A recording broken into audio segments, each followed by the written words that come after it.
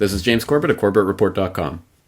And I'm James Evan Pilato of MediaMonarchy.com. Bill Gates gets the boot. We've got that story, plus Celebrite gets the hack. But first, via the mail on Sunday, James, we kind of ended last week's episode saying, oh, geez, there is a lot of rough news. 2017 is already shaping up to be pretty rough. I like this story to begin with. Not that it's ha-ha funny, but I find it's an interesting insight into what we kind of see going on all around the world, and it comes via the mail on Sunday.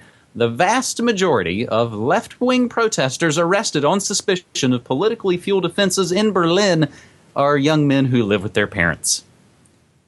The figures in a new report, which were published in the daily newspaper Bild in Germany, revealed that 873 suspects were invested by authorities between 2003 and 2013, in a decade.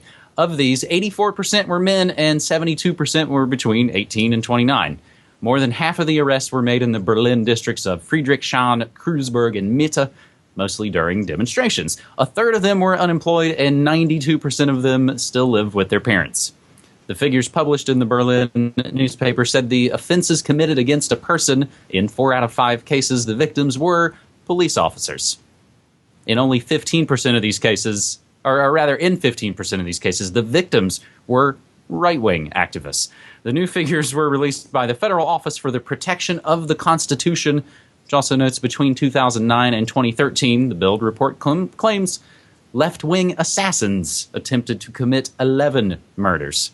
Now, I'm glad I actually translated the original Bild story from German, because I learned that their headline was 92% of the radically left-wing ones still live with mummy. James? Well, indeed, it reminds us of that quote that has been attributed to Winston Churchill, probably falsely. If you're not a liberal at 25, you have no heart. If you're not a conservative at 35, you have no brain. Yeah, but this is just more of that left-right divide and conquer nonsense that I see being pushed out absolutely as hard as I've ever seen it in my life right now. Not just from the mainstream, but from the pseudo-supposed alternative as well. It's all about just hating and making fun of and mocking and basically trying to put down anyone who doesn't agree with you 100% on everything. And it is about hate your neighbor, not your rulers. Which is the exact opposite of what I think we need to be concentrating on. So that's the way I see this story. And I have a lot more to say about this because I really think this is probably the most important issue we're dealing with right now. And TruthStream Media has put up a couple of great videos in the past week about this, about the divide and conquer and about chaos, programmed chaos and all of this. So I will direct people to those recent videos. And you don't want to dehumanize your quote-unquote enemy, because the real enemy is not your neighbors, it's not people living with their mommy or whatever. It is the people who own and control the system. It is the banksters. It is the people at the top of the system. It is not your neighbor. An interesting flip side to this one, James, will include as a related story from the BBC. Police forces across the UK paid out at least £22 million to informants over the last 5 years, according to figures obtained by BBC Radio 5. I think it's these kind of stories, and I mean all of these stories that we'll talk about this week on episode 297 of New World Next Week for February 9th, 2017. Hopefully try and get at the heart, or at least strike at the root and look at kind of deep state politics of what really goes on behind the scenes of how this divide and conquer has been going on and on and on. And James, I think, unfortunately, in some ways it still hits on the purge meme that I have been talking about for the better part of the last year or so. Hate thy neighbor. It is, seasons don't matter anymore. We talked about the summer of rage. It turned into the fall. It just continues on and on and on. Our second story this week comes via Redmond Pie online, as back in spring of 2016, and we made only brief mention of it in some of the related headlines towards the end of a New World Next Week episode. Spring 2016, when Apple refused to unlock an iPhone 5C for the authorities following the San Bernardino incident in December 2015. The company made the argument that if created a tool for opening up an encrypted iPhone, then it would create the potential for that tool to fall into the wrong hands and ultimately make iPhone encryption obsolete. The FBI disagreed and went ahead and found someone else to do the hacking, Israeli firm Celebrite. Now, in a turn of events that have more than a hint of irony to them, Celebrite has now had their own servers hacked, with most parts of that iPhone hacking tool leaked now out on the web. A report by Motherboard cites a source who hacked into a remote Celebrite server and stole 900 gigs of data, including evidence that Celebrite also works for countries like Russia, Turkey, and UAE. I feel like I've maybe heard those countries mentioned in the news recently. James, this story happened a few weeks ago, or at least we hear about it a few weeks ago, and now this is slowly kind of catching your interest and everyone else's interest as well. What makes you hit up on this story right now?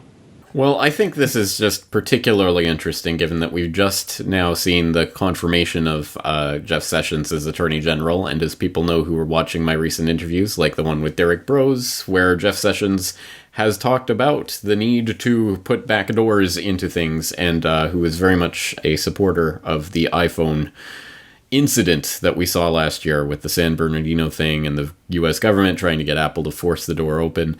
Of course, we now know they went with Celebrite to so they didn't have to force it legally. But this is exactly why you do not want to put backdoors into software or hardware so that the government can have their backdoor access, is because that access will be discovered by others. And now it's out there. It's out in the wild. So this super secret way that the government was able to unlock iPhones, hey, now it's out there, and presumably out there on the black market, and will be used by criminals.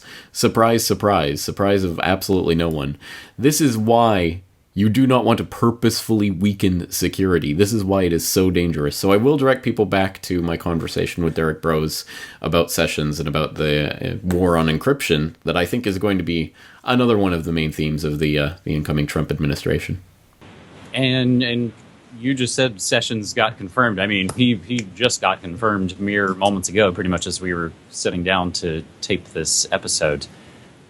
2 points, James, I want to include right here. I covered this story back on January 17th on my morning show. I do a daily morning show that I broadcast live. Israeli phone hacking firm Celebrite confirms information security breach. And another one that goes along with this, I actually talked about this very morning, but I'll include a link in the show notes to a clip from that episode this morning. Ohio man's pacemaker data betrays him in arson insurance fraud case. It's a really interesting story about, obviously, a guy tries to burn his house down, but the data on his heart says a different story about what may have actually happened. I think it goes along with that story of the hot tub smart meter data being used as evidence in a murder trial.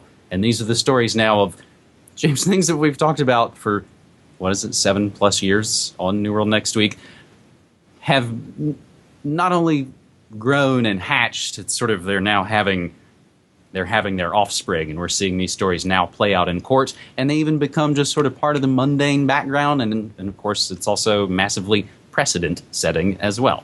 So I'll plug myself with both of those Morning Monarchy links. As another thing we noted, James, last week was pretty depressing, and some bit of good news, as I did not do a Good News Next Week episode this week.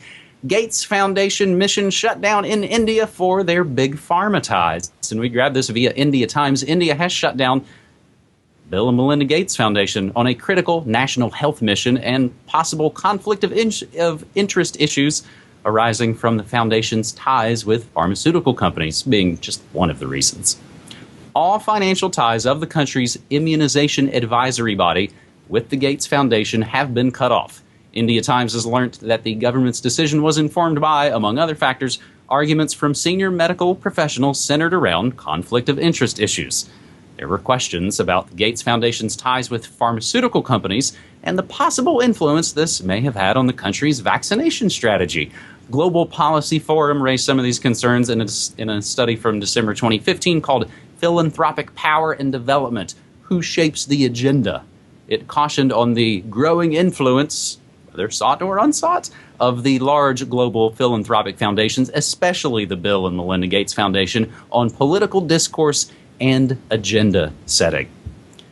A lot of times it's kind of like whack-a-mole with eugenics-obsessed so-called elites like the Gates Foundation, but we'll take a good whack on them, James. Yeah, exactly right. I mean, let's take this when we can get it. I'm not sure it exactly spells the end for Gates's immunization plans, but at any rate, it is an interesting move. And I would like to think this is part of that kind of dominoes that we've seen with Kazakhstan stripping U.S. aid workers of diplomatic immunity, and then China passing laws regulating NGOs, and then Russia declared the National Endowment for Democracy an undesirable NGO. India placed the Ford Foundation on a security watch list. All of this happened in the last couple of years. I wrote an article about this at the time back in 2015 called Beware Americans Bearing Gifts, NGOs as Trojan Horses. That I will put in the show notes so people can read through about that. But I think it is, I mean, it's obviously, I'd like to think it's part and parcel of that.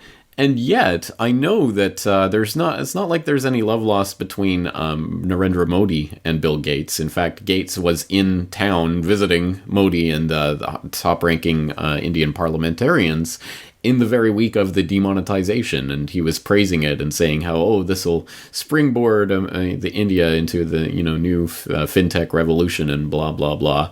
So I'm not sure this is necessarily directed at Gates per se. I think there may be obviously different organizations that are involved in putting pressure on the government to try to dissociate themselves with the Gates Foundation for a number of reasons. And as you say, let's take it for the victory as it is, but it's obviously not the final victory. You make so many good points there, and I think just maybe the closing note on all of this that goes through the stories of the informants and the divide and conquer and the hacks and all of it. There's 4D chess going on. It's complicated. There's not a unified field conspiracy theory, and everything is all kind of connected.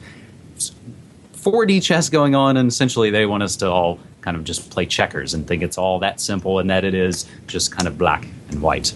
So in closing, all I'll say is, James, you and I both have Patreon accounts. We are completely listener-supported, non-commercial alternative media outlets. We're on Patreon, and we got Bitcoin, and we will continue to do that work like we've been doing. Yes, we will. I'm looking forward to it again next week. Thank you.